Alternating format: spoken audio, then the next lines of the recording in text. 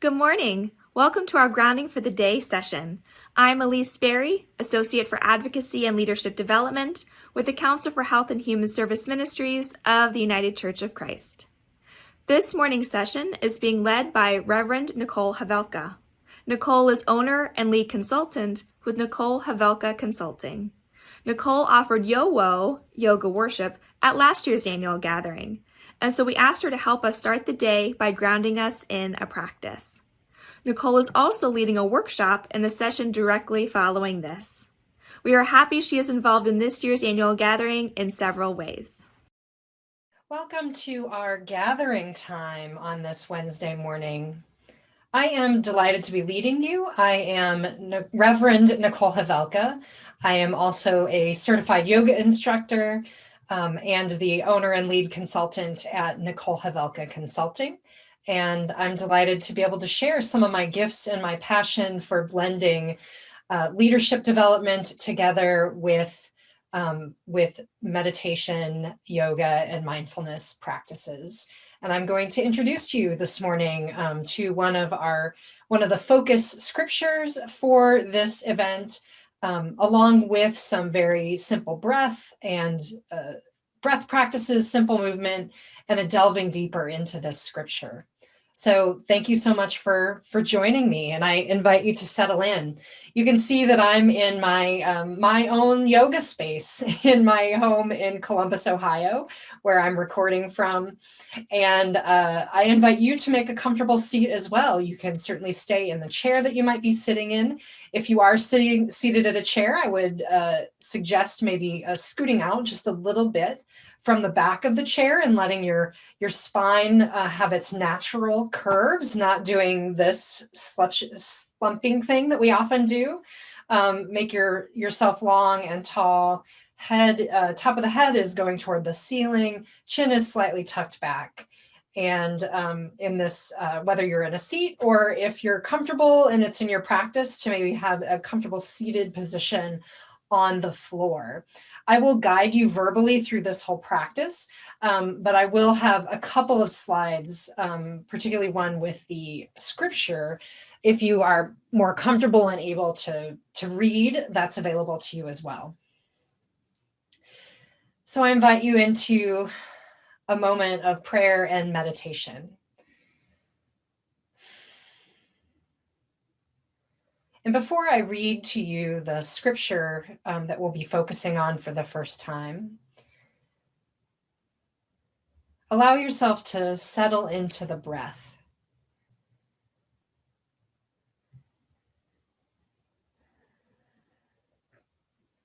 Feel the physical sensations of the breath.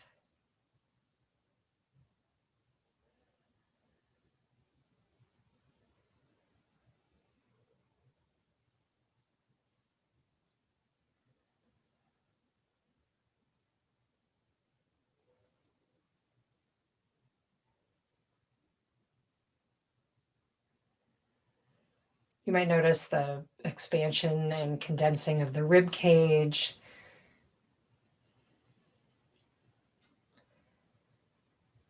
the lower belly and the chest. You may notice a slight lengthening of the spine, maybe an energetic rise from the base of the pelvis all the way up to the top of the head.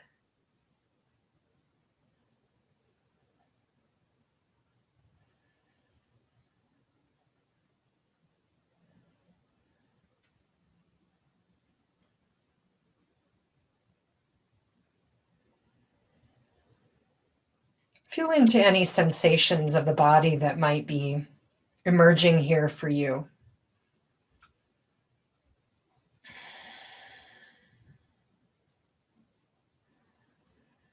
There may be a bit of vitality or achiness in the body. You maybe feel heaviness or lightness or heat or cold, or anything at all that might be inviting your attention today. And I invite you to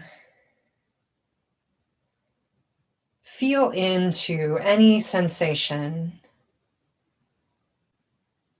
that is inviting your attention. Feel it, inquire into it, perhaps use it as a guide for this practice or for some inquiry even to set aside for later. Perhaps there are emotions, thoughts, or beliefs attached to that.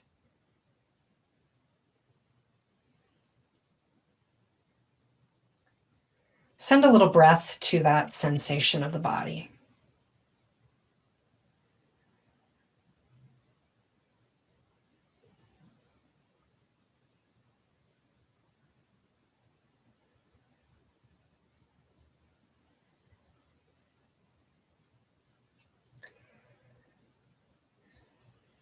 Continuing to focus on your breath while I read our scripture, our focus scripture for this morning.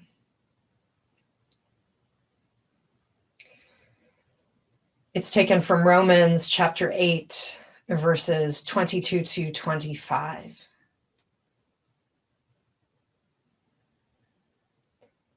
We know that the whole creation has been groaning in labor pains until now. And not only the creation, but we ourselves, who have the first fruits of the Spirit, groan inwardly while we wait for adoption, the redemption of our bodies. For in hope we were saved. Now hope that is seen is not hope. For who hopes for what is seen? But if we hope for what we do not see, we wait for it with patience.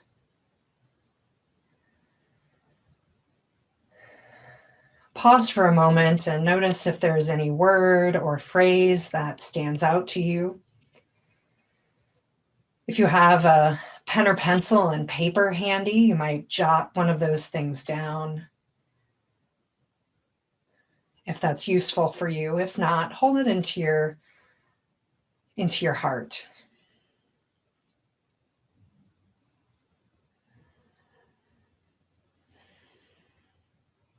Now you may want to,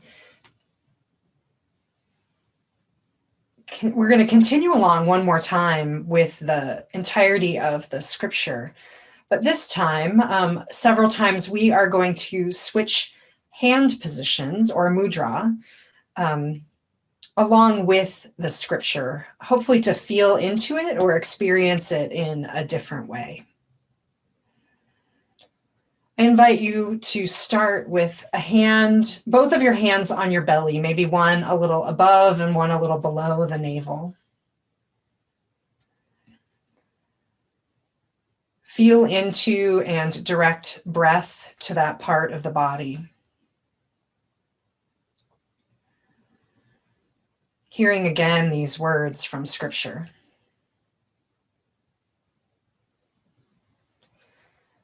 We know that the whole creation has been groaning in labor pains until now.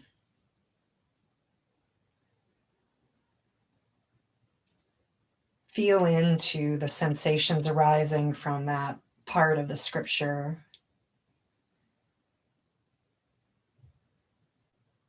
Feeling into the rise and fall of the belly.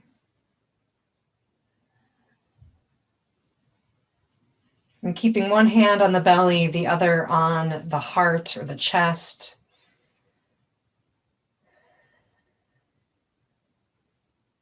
And not only the creation, but we ourselves, who have the fruits of the Spirit grown inwardly.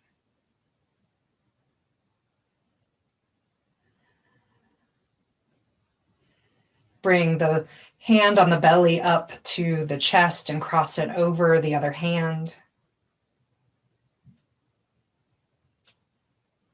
While we wait for adoption, the redemption of our bodies.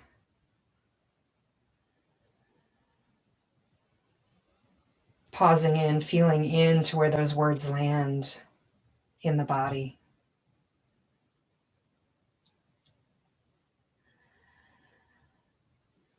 One hand can remain on the heart and bring one to the forehead. For in hope we were saved. Now hope that is seen is not hope. For who hopes for what is seen?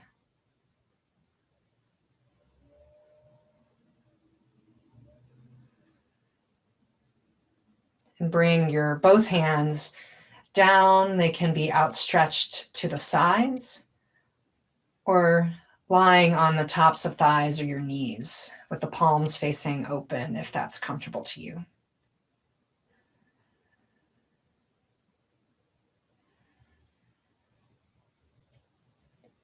But if we hope for what we do not see, we wait for it with patience.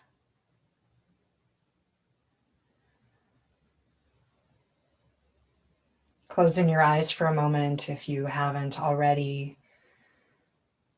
Drinking in those sensations of those movements of your hand on your body. Perhaps the movement highlighting a particular word or phrase that resonates with you. Perhaps noticing one more time any sensations of the body maybe that have shifted or changed in the two readings of this scripture and in the course of our practice together this morning.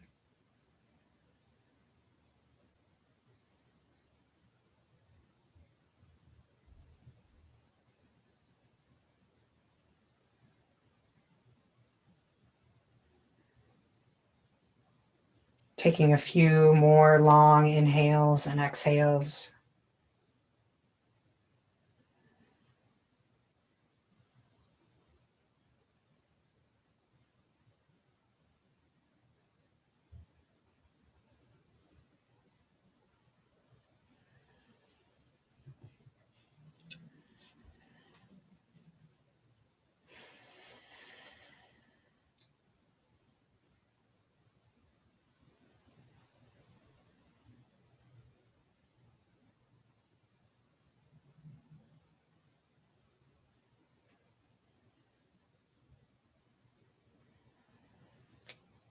And then gently begin to release this practice.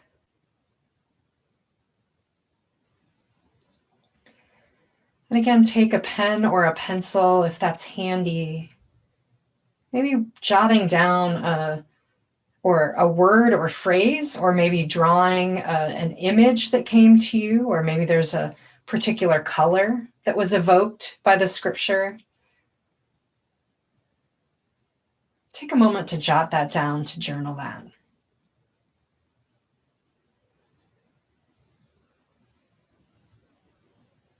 And then I invite you, once you're completed, the journaling feels complete, to put some of your reactions into the chat section. It might be the word or phrase that bubbled up for you, or you might describe an image that came to you,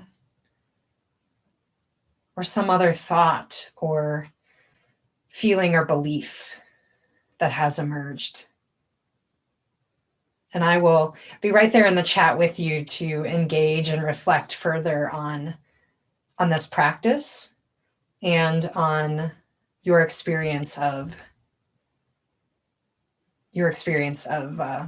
this gathering time this morning.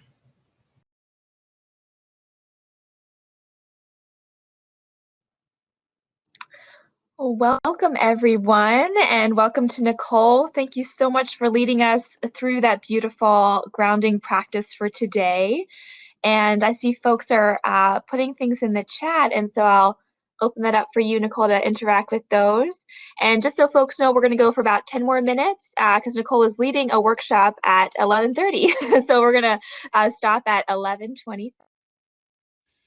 Right. Yeah, I'm seeing a lot of different words that are and feelings that came up for people. I see, interestingly, adoption was the word that I wrote down today too. That was one that came up a couple of different times I'm seeing in the chat. Um, oh, George is saying groaning, that he connected that with what Caitlin Curtis was saying yesterday about doing the work of recovering from trauma. Mm. Yeah. Sorry, I'm reading while we're talking. So Yes. sorry, That's two good. different things Yeah, I'm going also on, seeing a but lot I'm of happy to redemption. for us to chat too. And there's Yes, groaning. folks are naming being present and a little bit more relaxed, Mm-hmm. being patient in the hoping. Cool. I always love hearing what different people think about practices, because it really will run the gamut of people. You know, even if all you have is 3 or 4 people in a room, we have more obviously, but um, the spirit moves in really different ways, whether you're doing a practice like that with scripture or doing any kind of practice. The reactions um, are really different, which I think is really cool. I have people apologize to me sometimes, like for, oh, well, I was feeling like this during the practice. And I'm like, it's fine. Like, whatever. I actually like hearing when it's something that even is really different than what the majority of people have been saying, right? Chances are someone else in the room is feeling the way that you're feeling. They may just not have said it out loud. Exactly. Yes. For sure. Awesome. George is saying, I read a chapter from Walter Wink's Engaging the Powers this morning, and he pointed out that the scripture says redemption of our bodies, not redemption away, beyond, out of our bodies. And yes, I've heard Richard Rohr also make comments anytime Paul says anything about the flesh or the body as like a bad thing, he's like, replace that with ego. What he actually is talking about in his understanding, Paul, is actually really about the ego center, not our bodies are not bad. Right. And they don't need redeemed in that kind of way. Right. Thanks for Right. that, George. The body Yes. isn't inherently bad. Right. Yes. It actually, I mean, and this has been what I've certainly learned in the course of my practice, which I've done for 16 or more years now, that the the body has wisdom to tell you or to give you all the time. And it's not necessarily better than the mind. It's different though. And I think our bodies tell a truth that our minds will want to trick us out of sometimes. And Yes. our bodies will tell us something. And in those moments of pause, we learn things, or we feel things that we won't feel any other way, for sure. Exactly. Yeah, that's why I enjoy. Yeah. Oh, I haven't read that book. George is mentioning the Body Keeps the Score, which I haven't read that one just yet. I know of it. Yeah. Yeah. Yeah. Yes, about trauma in the body, absolutely. I'm also hearing lots of people in the chat talk about the birthing process. Even shared so beautifully here that when we were talking about labor pains on that scripture passage, she had her hand on her cesarean scar area, and people also sharing that bodily experience as well as pain bringing life, and that's really wonderful. I'll share too. I got emotional during the wait for adoption, because you paused there. And I am in the process, as you know, of adopting my 2 children. And my hand was on my heart right at that point. It was just really moving to pause and hold my own heart space, hearing that and hearing that with everybody here. It was really, really beautiful. Right. And at least for me, the sense from that scripture is that we all are waiting for that adoption, like that to be taken in by that family. Yes. Right? As God's children, yes. Right, as God's children, and maybe by the community as well, like that sense of being adopted by the community, which I think is a beautiful piece of that passage. So thank you, Elise, for lifting that passage of scripture up to me. I mentioned when we were planning that Romans isn't one of my go-to places typically, so it's really fun to collaborate. That's why you get new people's perspectives, and I may use this one again. I think it's a beautiful passage in that the feminine imagery, which we don't always get enough of, I think is refreshing. Even though it's there, it just doesn't always get lifted up. Especially in Paul. So Right. there's not always a ton of those. Right. And actually, that was also I use that in my ordination, because that is the feminine imagery of God and of creation, the feminine in all of us and all of creation Mhm. that is birthing, whether we actually are able to physically give birth or not. I'm seeing lots of folks here talking about arriving and wondering when we really arrive, and the Spirit's moving and interceding for us. That womb connection, connectedness here too. As well as I think more on the body, lots of folks continuing to reflect on that. And as you were saying, Nicole, our bodies are actually older than any thoughts that we have. As when we're infants, we don't have those thought processes, but our bodies remember. And so our bodies are older, even in our own being of who we are, and have that to offer to us. So much wisdom to tap into there. Right. I mean, and our bodies hold all of these things. Some folks in the chat, or maybe you have too, Elise, listen to I haven't read the book yet, but I listened to the podcast with the Nagoski sisters who wrote the book Burnout. Burnout. Yes. Talking about completing the stress cycle, and Yes. and the completion of stress cycle is almost always something that's physical. Yes. Because our body will store it. And so it's not really like stress and trauma really isn't something we can think our way out of. Right. It's something that is held in our bodies and that we need to work through in our bodies. So I'm looking forward to that. Oh, and yes, and Sonia Renee Taylor is mentioning Sonia Renee Taylor too, which Marilyn, thank you. Thank you, Marilyn, for naming that, because I'm looking forward to that book. I've heard her interviewed and read some of her shorter things, but I haven't read the book yet. It's beautiful, which I can't wait for. Very accessible, and really reclaiming that too. And that book is a gift to the world. I read it recently. Yes. And it's available on her. Hear her read it, and she's got just her spirit is very bright. Yeah. So it's really good to hear it from her too. Yeah. I'm really excited about that too. I know that when I heard her interviewed, that I was both profoundly affected by what she was saying, and like had that sort of, it's so real and true that it was troubling, which is good. Like that sort of sense of the waters being troubled by what she was saying. And so and I've heard a lot of people have that reaction to reading the book. And she sort of knows that that's what it's doing, I think. Yes. Yeah, right. So cool. Was there anything for you that jumped out, a word or a phrase for you that jumped out for you, Nicole? Yeah, doing this? Well, it is really weird to listen to your own voice and do a practice, but I did settle into it a little bit by the end. I think the hands movements helped me a little bit to stay in, rather than like thinking about all the things I could have done or said, but right, which is hard to shut off. But, yes. No, I think the word adoption stood out to me today.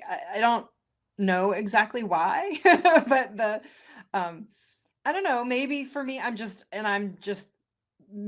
guessing, but like maybe it has something to do with like this now a year of for most of us of spending it really isolated, and that sense of wanting to be in community, I think.